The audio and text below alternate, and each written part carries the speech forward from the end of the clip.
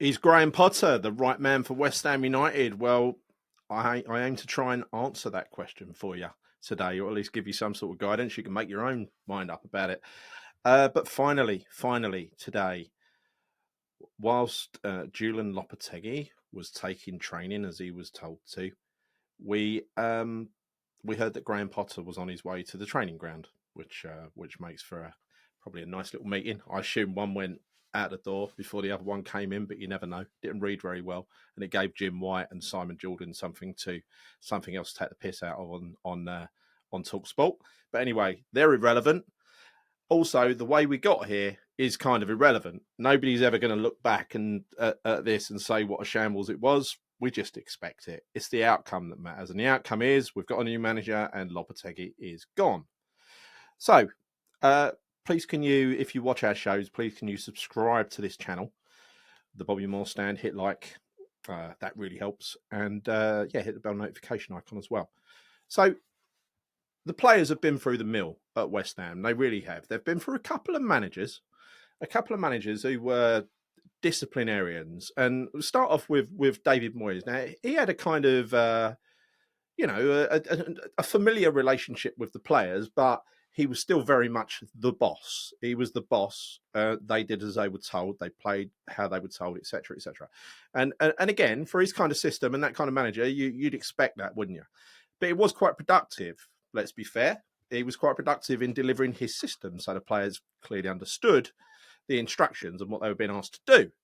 With Lopetegui, it was a whole different ball game. So he was involved in everything, on top of everything, loading players up with instructions, but not instructions in a kind of, friendly way of, oh, perhaps you should do this, perhaps you should do that, I want you to do this, I want you to do that. He was telling them, loading them up in a very aggressive way.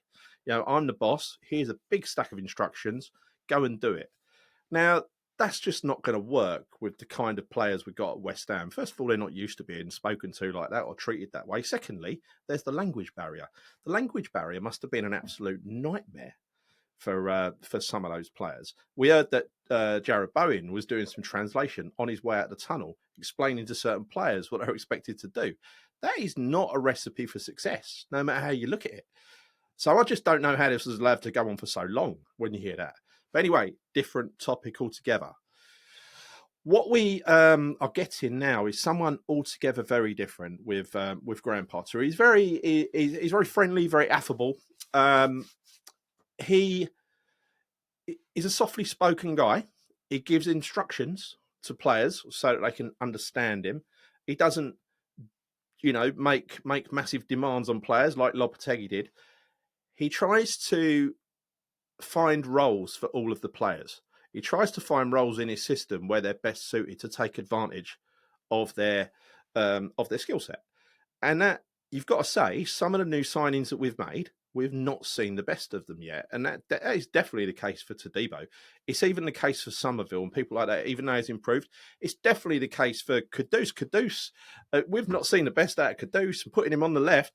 And then you go back to Moyes, who was fitting square pegs in round holes as well, the exact same criticism. Well, he doesn't do that. He makes the best of his available resources and he will develop players. He also, you can expect a very, very solid defence, whether it's a 3 or a 4. Usually a 3-4-3 he typically plays. And they're usually very strong players. For instance, you could see Kilman becoming the Lewis Dunk type figure. And then there's, Todibo and Mavropanos. By the way, it makes me feel like we need another centre-half. But another thing he does as well, and you're going to hear this, right? People taking the piss. But I want to put a different spin on it for those of you that are old enough to remember. When he was, because this will be his fourth club. Anyway, look, he did the Swedish side, who were Östersund, where he was there for like 7 years, bloody ages. Took him from the 4th tier all the way up to the top tier, got him qualified for the Europa League, and beat Arsenal at the Emirates, which is amazing, an amazing achievement for someone like that, for a team like that. I'm sure you'll agree. Now, what he actually did there, he was famous for doing things that were slightly left field. And one of those things that he did was take them to things like drama fates and to ballet classes.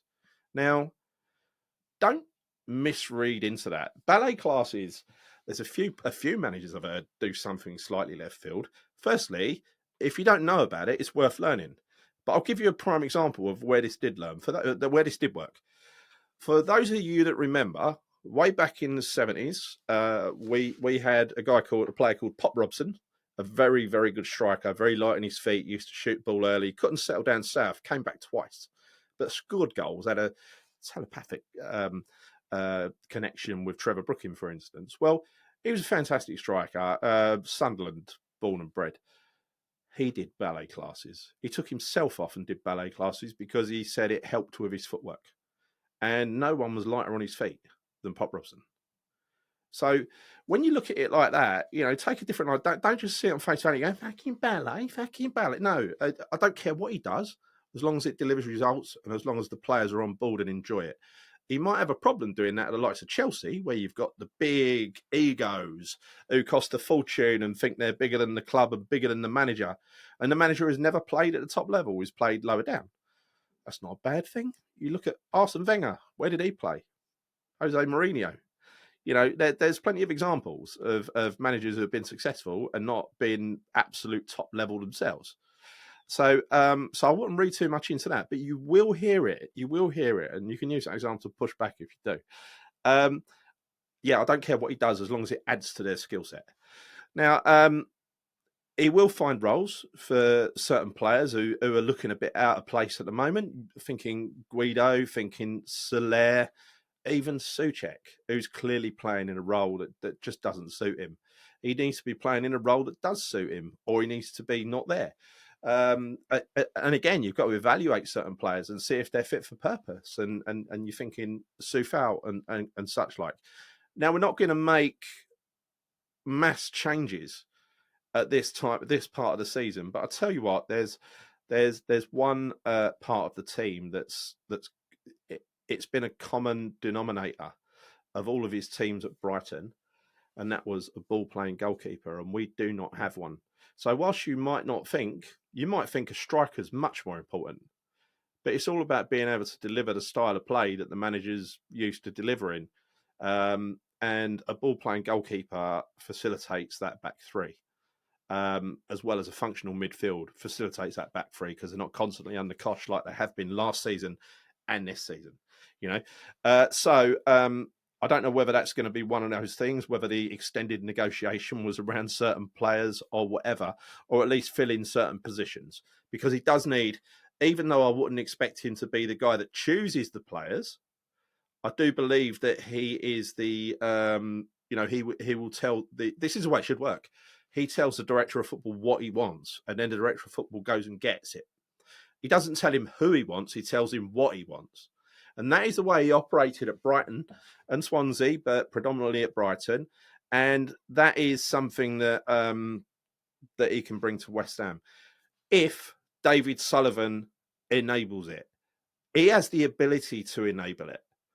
He's got a director of football who is completely cut out of the conversation with two successive managers. That has caused untold grief.